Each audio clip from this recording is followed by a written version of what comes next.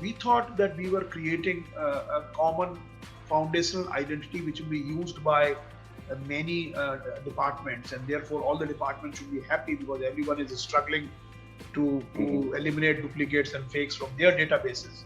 So we thought they will be happy, but unfortunately what happened was that many departments were just they were lecturing us on how to create identity. So there were four thoughts.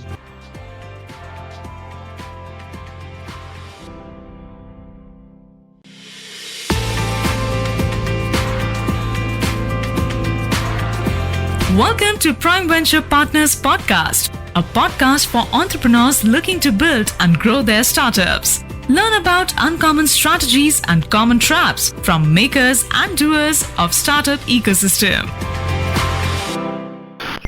Hello, everybody. Welcome again to a new edition of the Prime Venture Partners podcast. I have with me today a very, very special guest, someone who I had the privilege of working with briefly during the early days of the Aadhaar program, and a gentleman who has really played a pioneering role in several things around digital India, and today is the chairman of the Empowered Group of the Vaccine Administration for COVID-19. Please join me in welcoming Shri Sewak Sharma. Sir, welcome to the program. Thank you very much, Sanjay. It has been a pleasure working with you in UIDAI also, and of course now connecting again after a long time. Thank you, sir. So of course, we have all been reading and tracking a lot of the amazing contributions you've been leading for the country, starting with Aadhaar and of course beyond through your role as chairman of TRAI and several other initiatives, and now, and of course, heading one of the most critical and large-scale activities. But I'd like to start a little with your early days and your background, which not many people may know about. And it's always fascinating to me to see you walk into the UIDA Technical Center with a pen drive saying, I woke up at 4 a.m. writing code here, and, Pramod Verma, please go and, look at some of these changes I'm suggesting. So it would be great for people to hear a little about your background and how at the age of, I guess in your mid-40s, you took a sabbatical, went and got a master's in computer science, and your passion for technology. Well, Sanjay, describing the whole life story in this podcast will not be appropriate. Let me just kind of say that I did my master's from IIT Kanpur in the year 1976. And then I joined the Indian Administrative Service and got Bihar cadre allotted to me, which means I'll have to work in Bihar throughout my career. So I joined Bihar, and then I started working, and then, various capacities I worked as district magistrate of a number of districts in Bihar. And there I realized that, somehow information technology can simplify governance, can accelerate many things. Many things can be done which cannot be done manually, and computers were just sort of arriving at that time. One was sort of learning. So I purchased my first computer in the year 1985 January, and since then we did some programming because there was no standard language at that time, so there was something called DBase 2. So I programmed for some of the stuff, there were Begusarai. I was district magistrate of Begusarai, and there were a lot of arms thefts, and a lot of these things were happening, and we figured out as to how to match these arms. So some arms, stolen in Katihar and will be recovered in Begusarai, and we will know these are the cases. So we did a lot of these applications. So what happened was, then I came to Government of India, joined the Ministry of Finance, worked as joint secretary here, dealing with the World Bank and other kinds of things. My interest in the information, sort of programming and sort of using the computers for governance continued. I was also the transport commissioner in Bihar in 1990-94. And there also I started the tax collection through online, systems, which is again then what happened was that I realized that I just have a mathematics degree. I don't have a computer science degree, and I'm all, talking about programming and systems and design and other things. Maybe the guys who are listening to me are not objecting to me because I am at a very high post and they respect that post and they will say, yes, sir, yes, sir, yes, sir. So I said, it's not fair on those people also, and it's not fair for me also to kind of pontificate on issues which I'm not, formally qualified on.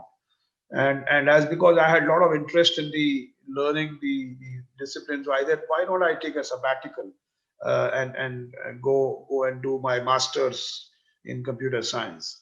So at the age of 45 in 2000 AD, I took a sabbatical for 2 years and went to University of California, did my master's, and then came back in 2002, and then started working in Jharkhand, my state. By the time Bihar got divided, so there I was working, and there also we continued to do a lot of applications. By that time, of course, Windows had come, the whole thing has become much more user friendly.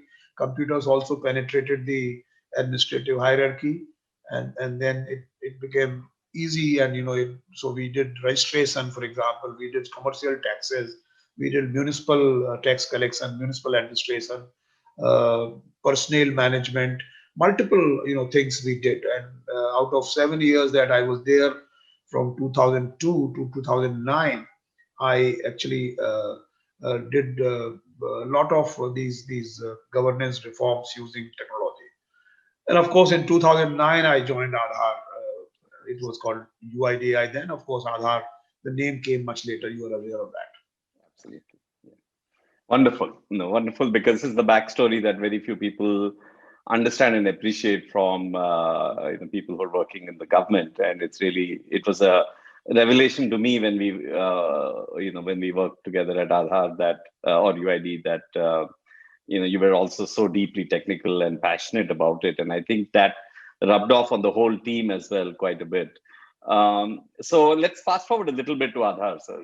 So obviously, it's a lot has been written about it, and you've also recently released a book about it on the making of Aadhaar. So why did you write the book, and what unique things did you feel were not spoken about that motivated you to write the book? I think that's again a very interesting question, Sanjay, because what had happened is that Aadhaar is one such project which I did in my administrative life, where I had a different kind of experience than what I have had, earlier in other IT projects or other governance roles. And that was that, people who got assembled into that team, they came from diverse backgrounds. They came from diverse, sort of academic backgrounds and other backgrounds. Some were government officers, some came from private sector, and it was a fascinating thing to watch the passion of everybody involved in that. I mean, I have never come across such passionate group of people who had taken that as a challenge. And the beauty was that most of these guys came, of their own volition, voluntarily. And of course, Nandan being there, he, once he gave a clarion call for people to join it.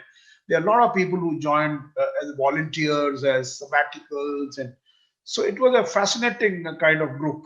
And there I realized that the kind of when we started doing the project and the project was done. I left the project after 4 years, and it continued to grow. We left when I left, it was 600 million Aadhaar generated. So I think it was a running bus in some sense. It was producing about 2 million Aadhaars per day. Yes. Now, what happened was that I had no intentions of writing a book. I am really not very good at writing. Also, let me tell you. So then Nandan was writing a book. Nandan and Viral. So Viral kind of got in touch with me. Nandan got in touch with me, and he said, "Bhai, you should give us the your side of the story, your inputs, how you felt." And he actually framed some questions with Viral.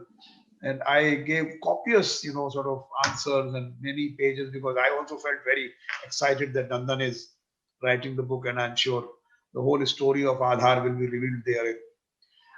But when the book came out, Rebooting India, then I read the book and I realized that Nandan has devoted, I think, 1 or 2 chapters on Aadhaar. The rest were, of course, his own other ideas relating to rebooting the country and its technology and other landscape. So then I was not disappointed. Of course, I realized that he had many other things to say. So therefore, he said in that in that book. But I asked him. I called him one day and I asked him, Nandan, you have written this book, and but Aadhaar. I thought you were writing a book about Aadhaar only, your experience on Aadhaar, but you have written much beyond Aadhaar, and Aadhaar only finds a place in a couple of 1 or 2 chapters.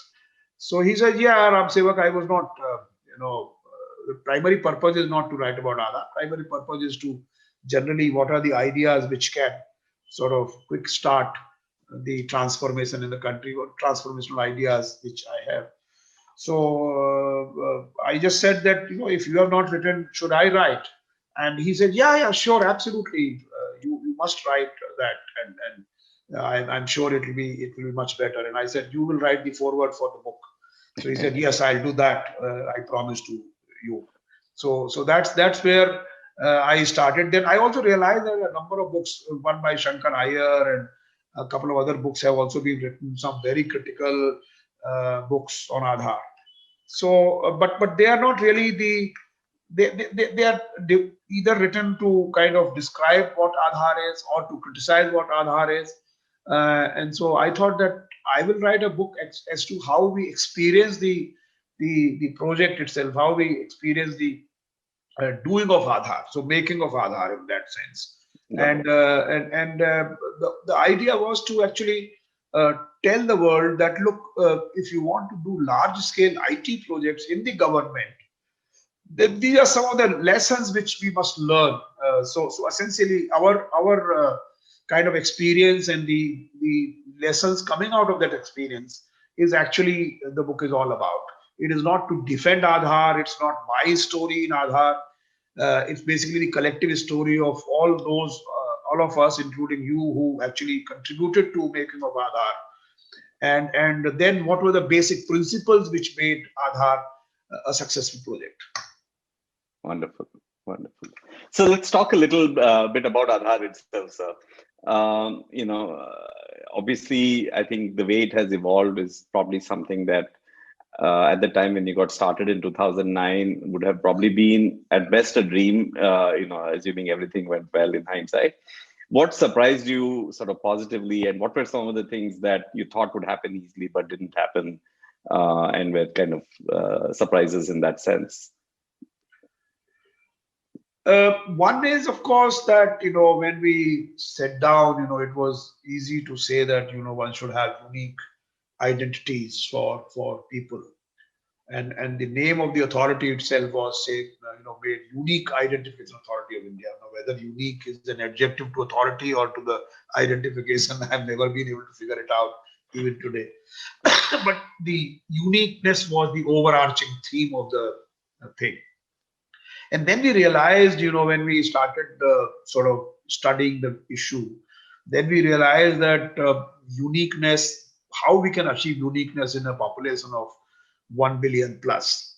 And that was really very, sort of daunting challenge to that extent. And nobody in the planet had done that kind of exercise.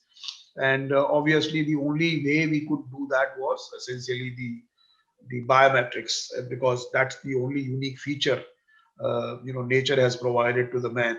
So biometrics are unique, and fingerprints, for example, iris, for example, and maybe there are other attributes also, gait or palm or whatever. So the most sort of easily capturable, so to say, and something which does not change with time so much, so immutable in some sense.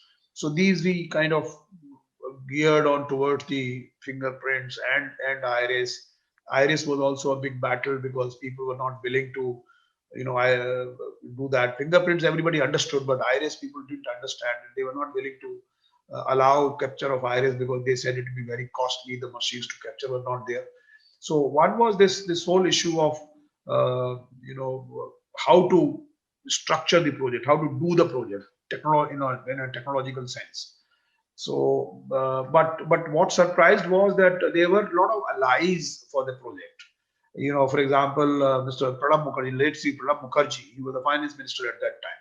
He really was actually quite positive on this because he was also the chairperson of as external affairs ministers. He was the chairperson of the group of ministers which deliberated on the question of BPL, unique identities for BPL families, 2006 to 9, and they actually sort of recommended the constitution of an independent authority called Unique Identification Authority of India. So he was our great supporter, and that's where we went. The most difficult thing which we had not imagined were actually the civil society's response to the whole project, because we had created a group also in the UIDAI, an outreach group to reach out to civil society, to consult them, to actually talk to them.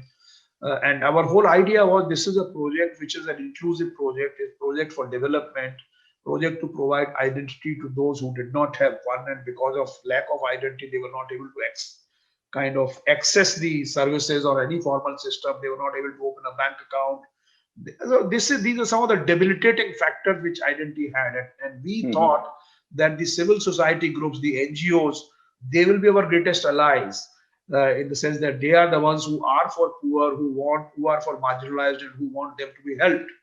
But surprisingly, these guys were the guys who actually opposed us, and opposed us vehemently.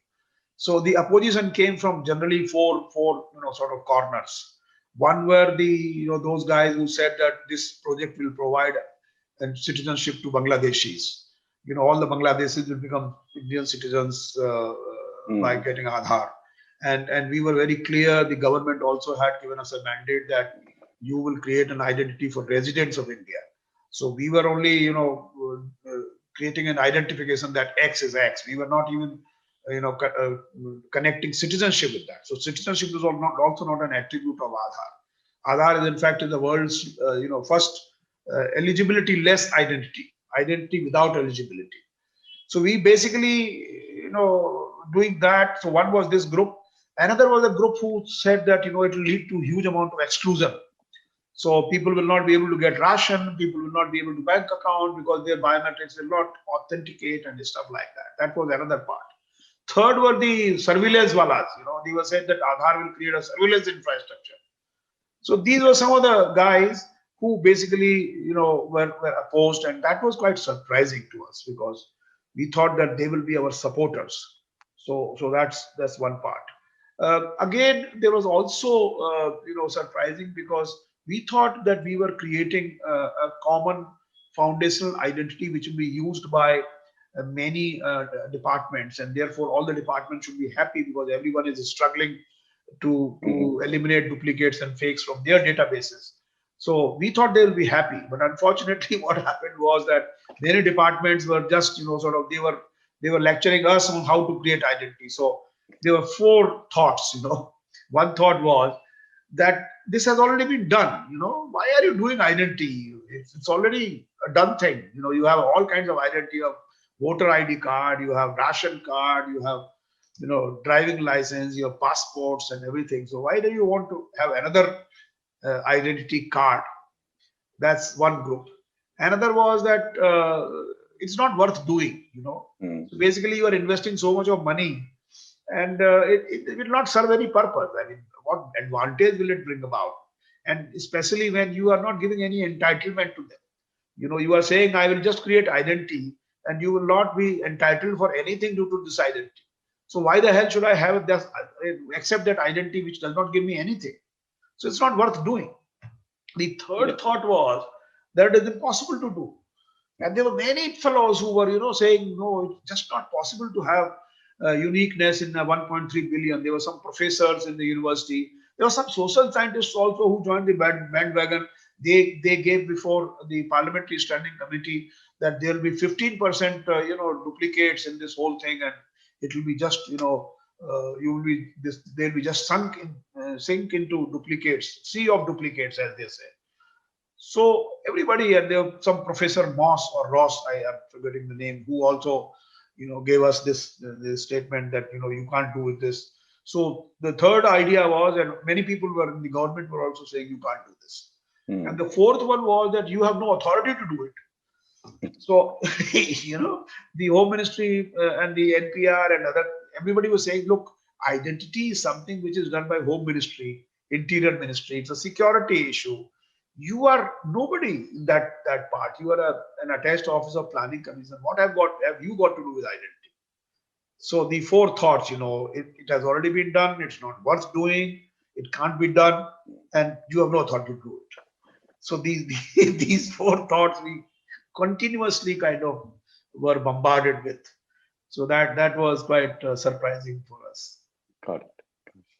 But nonetheless, I think the project has been a great success, and now is the foundation, maybe thinking ahead, of Digital India, and with the whole India stack that has been built on top of the foundation of Aadhaar with eKYC, e-signatures, and all the way through to UPI, and now DEPA with the consent framework, and all the overall digitization that has happened over the last 10 years. Including whether it is GST and now the OCEN framework coming for credit lending and things like that. And I can tell you, certainly as people from the startup ecosystem, we are now seeing companies, of course, there are big examples of Geo that has gone from 0 to 300 million subscribers purely with Aadhaar and eSign. But even the smaller companies are able to open bank accounts or open brokerage accounts with eKYC, perhaps even just with OTP-based eKYC. So it has already proven a lot of the transformation.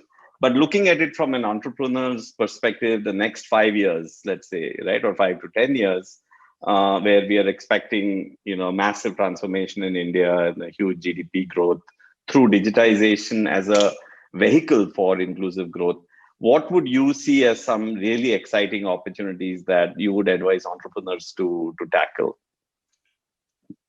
Well, I think the fundamental principle which we should remember is that Aadhaar has been designed as a foundational identity and digital identity on the cloud, verifiable, through multiple factors like iris and fingerprints, and now, of course, I am told UIDAI is also introducing the face authentication. Now, that makes things very easy for any domain where identity authentication or verification is required. So the use cases is actually just a matter of imagination. You can imagine large number of use cases, I remember we had about 200 applications for user authentication user agencies when we were there in UIDAI. So people were excited that this can be used. So ultimately, I am not an innovator, or I am not a kind of a startup, advisor or person who can advise. But I can only say that wherever you require identity, and I think there is hardly any place or hardly any transaction where you are not, the identity disclosure or identity verification is not the first step. Right. Formal or informal or anything, wherever you go, when you knock on a door and say, I am so and so. So this particular disclosure of identity. Now, whether that identity disclosure is good enough, or whether a robust authentication is required to prove that you are you. Now, that is something which will depend from the transaction to transaction, so therefore, whether you want a very robust, sort of authentication or smaller, less, robust authentication. Fortunately, UIDAI has provided all of them. For example, you can have biometric authentication through iris or fingerprints. You can have OTP-based electronic KYC or authentication. and you can have demographic offline authentication. So all flavors of authentication can be provided and people can take that. So essentially, Aadhaar provides only one simple service, authentication. Aadhaar provides another one, which is basically generation of identity, which is lifetime, immutable, verifiable, and stuff like that. So with these two, stuff, one a creation of the ID, and another is on an ongoing basis the verification of ID. These are the two services which Aadhaar offers, and I think one can build a number of things on top of that. Great. So let's switch gears, sir, to the COVID-19 vaccine situation and the role you're playing now, and to the extent you can share with us, what is the high-level thought process of going about? We have such a massive population that we need to get the vaccine to. So it'd be great if you could share, how you're thinking about it, and what we are going to see in the next 6 to 12 months in the country. Well, as you are aware, the Honorable Prime Minister launched the sort of vaccination drive on 16th of January. And you are also aware that this is the largest, biggest vaccination sort of program. 200,000 vaccinations in one single day in any country is actually a very large program. Also, the fact that, the population of India, we are going to have vaccination for 1/6 of humanity. That's also a very massive number. Yes. So scaling up and actually making sure that everybody gets vaccinated, covered. You can't do it without a very robust digital infrastructure. That's something which needs to be kind of built. And I have been sort of put on that job by the government to sort of oversee the building of that infra. So that's where I think we will be recording the vaccination event of each and every individual. So it will be a completely online recording. We will issue a certificate then and there, so that everybody has a certificate, whether in paper or whether digital. All ways you can access your certificate. So then you know when to go for the vaccination, the next dose, etc.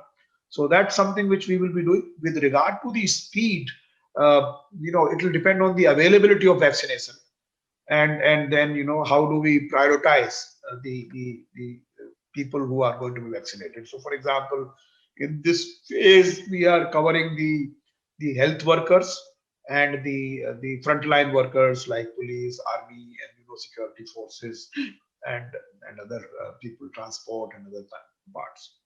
So this is the way it is going. Thereafter, I think the next phase is supposed to cover people of 50 years plus, and also those who are less than 50 years but have certain comorbidities conditions. So that is what is the next phase. That's the visibility which we have till now. With regard to the timelines, obviously a lot will depend on the availability of vaccine and other things. But there's a huge amount of clarity insofar as the way prioritization is happening. Superb. And if you could just share a little about what the digital experience will be for somebody, because we really, I think, are doing things far more, in the form of the certificate itself that somebody will receive, so that somebody can verify it. If I'm getting on an airplane, for example, I'm guessing it will be through a DigiLocker or a QR code or something. It would be great if you could share your thoughts on that. Oh, sure. This basically certificate which is being issued is digitally signed, so, and with QR code, so you can verify the truth, and it will go back to the site and say that yes, this is the genuine certificate. So it will work for travels and for other kinds of things. That's something which is happening. And the other part will be, people will be able to self-register themselves for vaccination. So it will be like in UIDI, we used to have a system where people could say that all right, I want to enroll for Aadhaar, and they would be shown the nearest stations around them, and that's how it will happen. So that experience we want to replicate here also, where it will become very convenient for people to actually choose a place and time of their vaccination. Of course, this will all depend again on the availability, and Sure. also it's like reservation, getting a reservation in a train or in a plane, where you see that if there's a capacity of 100 people and already 50 have registered, then there is vacancy. But if already 100 have registered, then there'll be no vacancy on that day on that center. So maybe you can choose either another day or another center. So this is the kind of infra which we want to put, citizen facing digital kind of artifacts, digital uh, things. So one can register on helpline, one can also register on the portal, uh, one can probably register on Arogya Setu. Arogya Setu is an application which is available with about 15 crore people, so they can register on them. In fact, we will be sending the certificate also on Arogya Setu, so that you can show on your mobile phone. So this way we will be able to have complete communication with the people, and people will be easily able to register themselves into the system. Wonderful. Great. So I'm sure you're going to leave no stone unturned to make sure this is done both efficiently and in a resident-friendly way, sir. So really looking forward to it. And as always, of course, I can speak on behalf of the entire startup ecosystem. If there's any way we can support, feel free to reach out to all of us. One last question I have, sir, for which way I asked all my podcast hosts, who have been or guests who have been here, around for several years, have seen so much, and it's more intended as advice for the youngsters. But what would you have advised yourself in hindsight to say the Sewak Sharma sir of 20 years ago? And which is an advice to today's youngsters in other ways. No, I'm not really very clear about your question. Are you saying that what advice would I give to the youngsters of today, or I'm saying what advice would I give to myself when I was young? Maybe both. No, first of all, I don't think I'm really qualified to give advice to the youngsters. But broadly, I will say from my own experience that A is you must have confidence. You must continue to learn, because that's one of the things which we often do not do, and we often continue to kind of जिसको बोलते हैं ना जुगाली करते रहते हैं, पुराना जो सीखा है उसी को बोलते रहते हैं, भाई वही होना चाहिए. I think that's very important, that you should continue to upgrade yourself to learn, and of course you should be quite sincere in your approach and behavior. That I think these are some of the things which I have learned in my whole life, that if you continue to upgrade, learn, if you continue to work sincerely, and if you are honest in purpose, I think things God always helps you out, certainly, and opportunities come your way, certainly. Yes, absolutely. No, I think that has been the greatest privilege, and I can also say from my interactions with you, sir, and the small involvement we had in the Aadhaar program, and how we have seen it evolve over the last 10 years in India. There is always a better way to do things, and that opportunity is being able to be a part of that opportunity is the privilege of a lifetime. So wanted to thank you, sir, on behalf of a lot of people for the amazing service in bringing all of this infrastructure together. And of course, thank you for your time today. Well, thank you, Sanjay. Thank you for having me on this podcast, and I'm sure we will continue our associations and in near future also. By the way, I'm retired, so I was living a very happy life for 3 months. I retired last September, so I was very happy. And now also I'm very happy because sometimes the boredom had started to set in. When you have nothing to do, then initially it's very good, great experience, but then you start feeling kuch karna chahiye. I think again the God and the government has given me this opportunity to work on this project. Thank you so much. Absolutely. Thank you, sir.